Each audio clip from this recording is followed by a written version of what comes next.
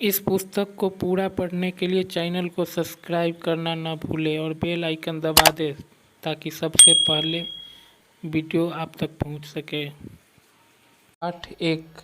आधुनिक काल में भारतीय संगीत की जानकारी। भारतीय संगीत के आधुनिक काल का आरंभ 1800 ईस्वी से माना जाता है। यह वह समय था जब भारत में मुसलमान शासकों की शक्ति बढ़ने लग गई थी और अंग्रेजी राज्य का आरंभ शुरू हो गया था। अंग्रेजों के आगमन से अंग्रेजी सभ्यता का भी आगमन हुआ। अंग्रेजी सभ्यता का प्रभाव भारतीय रियासतों पर भी पड़ा।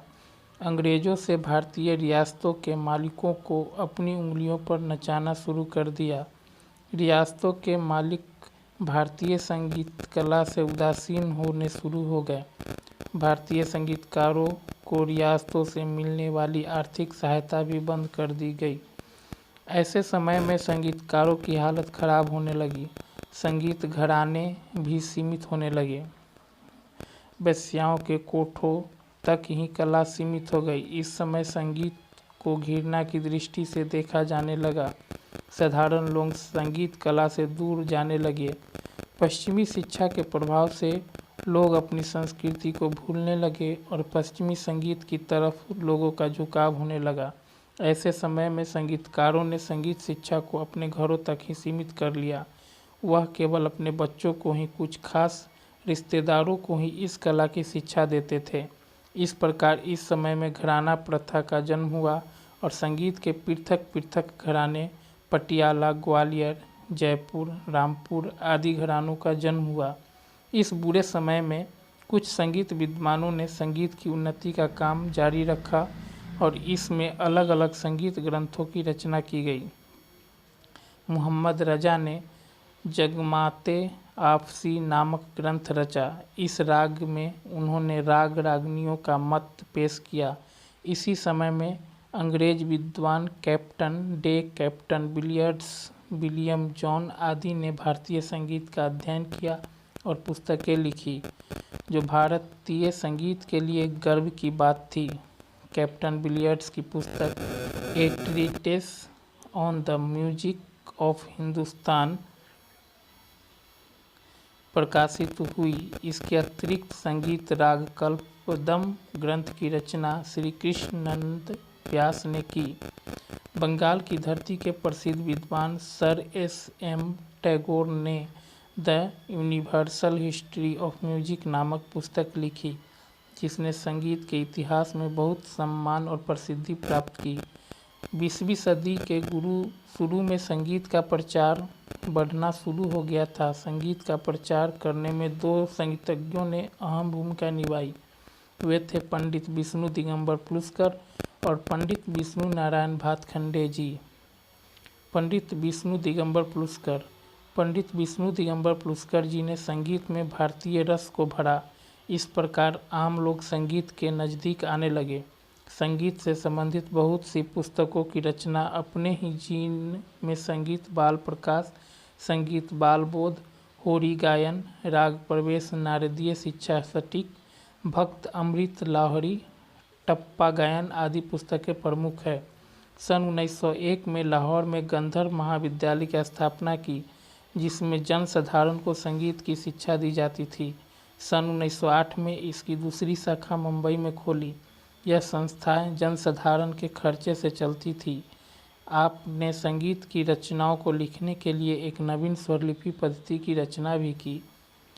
पंडित विष्णु नारायण भातखंडे संगीत के महान प्रचारक और सुधारक पंडित विष्णु नारायण भातखंडे संगीत के युग पुरुष हुए हैं। अपने पूरे भारत की यात्रा कर संगीत की भिन्न भिन्न गायन शैलियों की रचनाओं को इकट्ठा करके उनको पुस्तक के रूप में छपवाया। इस प्रकार आपने तंग दिल संगीतकारों से यह रचनाएं लेकर जनसाधारण तक पहुंचाया। आपने अलग अलग भाषाओं में संगीत से संबंधित पुस्तकें लिखी, जिनमें यह प्रमुख है अभिनव राग मंजरी, लक्ष्य संगीत, क्रमिक पुस्तक मालिका, हिंदुस्तान संगीत पद्धति स्वर मालिका, ए short historical survey of the music of upper India आदि। पंडित जी ने कई लक्षण गीतों की रचना की। पंडित जी ने संगीत की रचनाओं के आसान तरीके से लिखने के लिए स्वर लिपि पद्धति की खोज की, जिसको आजकल भातखंडे स्वर लिपि पद्धति के नाम से जाना जाता है। भातखंडे ने जनसाधारण में संगीत की रुचि को बढ़ाने के लिए संगीत सम्मेलनों की शुरुआत की। आपने माधव संगीत विद्यालय ग्वालियर, म्यूजिक कॉलेज बड़ौदा और मैरिस म्यूजिक कॉलेज लखनऊ में स्थापना की। इस प्रकार पंडित जी ने संगीत को प्रचार और प्रसार के लिए अपना बहुमूल्य योगदान दिया। स्वतंत्र भारत में संगीत। सन 1947 में भारत अंग्रेजों के चंगुल से आज़ाद हो गया। भारत की आज़ादी के साथ साथ संगीत कला ने भी एक नई करवट बदली। भारत में राजाओं का राज्य समाप्त हो गया और पूरे भारत में एक नई केंद्रीय सरकार बन गई। भारतीय सरकार ने अपनी सभ्यता और संस्कृति को शिखर तक उठाने के लिए प्रयत्न करने शुरू कर दिए। कला का विकास किसी देश के विकास में प्रमुख भूमिका निभाता है। सांस्कृतिक केंद्र स्थापित किए गए। भारत सरकार ने इस पक्ष को बखूबी अमल में लिया।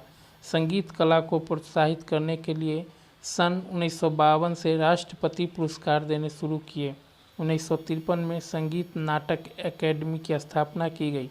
1954 ईस्वी में ललित कला अकेडमी की स्थापना की गई। इस प्रकार संगीतकारों को उत्साह प्रोत्साहन मिलना शुरू हो गया।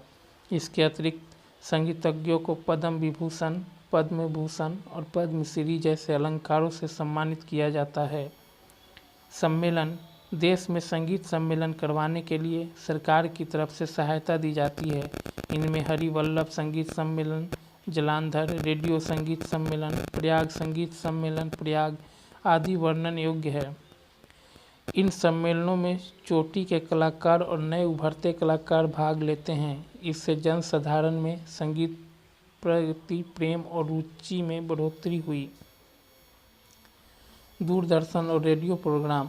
आकाशवाणी और दूरदर्शन से संगीत के कई कार्यक्रम प्रस्तुत किए जाते हैं। इससे आम लोगों को आसानी से बड़े कलाकारों के प्रोग्राम देखने सुनने को मिल जाते हैं। संगीत सम्मेलनों और मेलों का प्रसारण रेडियो और दूरदर्शन के माध्यम से किया जाता है। अंतर्राष्ट्रीय स्तर पर संगीत कला का प्रदर्शन। भारत में संगीत कला का आदान प्रदान दूसरे देशों से करने के लिए सांस्कृतिक केंद्र स्थापित किए गए हैं। भारतीय कलाकारों को अपनी कला का प्रदर्शन दूसरे देशों में करने के मौके अवसर प्रदान किए जाते हैं। छात्रवृत्ति। नए उभरते ज़रूरतमंद कलाकारों को सरकार छात्रवृत्ति के रूप में वित्तीय सहायता दी जाती रही है। इस प्रकार संगीत को और अधिक प्रोत्साहित किया जा रहा है। स्कूल, कॉलेज और शिक्षण संस्थानों में विषय में रूप में स्कूल कॉलेजों में संगीत को विषय के रूप में पढ़ाया जा रहा है और विषयों की तरह संगीत विषय का पाठ्यक्रम निश्चित किया गया है। कॉलेजों और यूनिवर्सिटियों में संगीत की उच्च शिक्षा का प्रबंध है। आज विद्यार्थी PhD तक की शिक्षा प्राप्त कर रहे हैं। नवयुवक मेले और विधिक मुकाबले। आज संगीत विषय प्रति विद्यार्थी में उत्साह पैदा करने के लिए संगीत मुकाबले करवाए जा रहे हैं। यूनिवर्सिटियों में क्षेत्रीय और अंतर क्षेत्रीय नवयुवक मेलों का आयोजन किया जाता है। इसी तरह पंजाब स्कूल शिक्षा बोर्ड की तरफ से जिला, क्षेत्रीय और राज्य स्तर के विधायक मुकाबलों के अंतर्गत संगीत के मुकाबले करवाए जाते हैं, जो कि विद्यार्थियों में संगीत प्रति रुचि पैदा करने के लिए एक प्रशंसनीय कदम है। खोज पत्र और समाचार पत्र। अलग अलग यूनिवर्सिटियों द्वारा संगीत से संबंधित खोज पत्र और समाचार पत्र छापे जा रहे हैं। समाचार पत्र दैनिक, साप्ताहिक, 15 रोज़ा, मासिक, वार्षिक छप रहे हैं। इस प्रकार इस कला को प्रोत्साहन मिल रहा है। इस प्रकार हम देखते हैं कि आधुनिक काल में संगीत कला अपने शिखर तक पहुंच चुकी है। आधुनिक काल में भारत में बहुत से गायक और वादक हुए, जिन्होंने भारत के साथ साथ विदेशों में भी इस कला का प्रचार किया। इनमें पंडित भीमसेन जोशी, पंडित जसराज, परवीन सुल्ताना, किशोरी अमोनकर, पंडित रविशंकर, उस्ताद विलायत खां, पंडित शिव कुमार शर्मा, पंडित हरिप्रसाद चौरसिया, उस्ताद बिस्मिल्लाह खां आदि कलाकारों के नाम आते हैं। इस प्रकार स्वतंत्रता के बाद संगीत के विकास में बहुत तेजी आई। कलाकारों का देश में सम्मान होने के कारण आम जनता संगीत कला को आदर की दृष्टि से देखने लगी है और अपने बच्चों के इस कला प्रति उत्साहित कर रही है। शास्त्रीय संगीत के साथ साथ लोक संगीत का भी विकास हो रहा है। आज के समय को संगीत की दृष्टि से संगीत का स्वर्ण काल कहा जा सकता है। पाठ अभ्यास। पंडित विष्णु दिगंबर की 2 पुस्तकों के नाम बताओ। पंडित भातखंडे द्वारा स्थापित विद्यालयों के नाम बताओ। 2 संगीत सम्मेलनों के नाम बताओ। आधुनिक समय के 2 गायकों के नाम बताओ। आधुनिक काल के 2 वादकों के नाम बताओ। संगीतकारों के कौन से सम्मान से सम्मानित किया जाता है।